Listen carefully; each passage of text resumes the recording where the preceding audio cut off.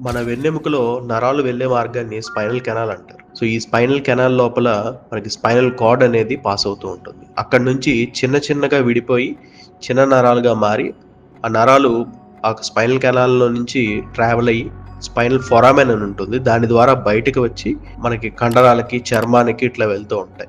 So, ఒక్కొక్క నరము ఒక్కొక్క కండరానికి వెళ్ళటం.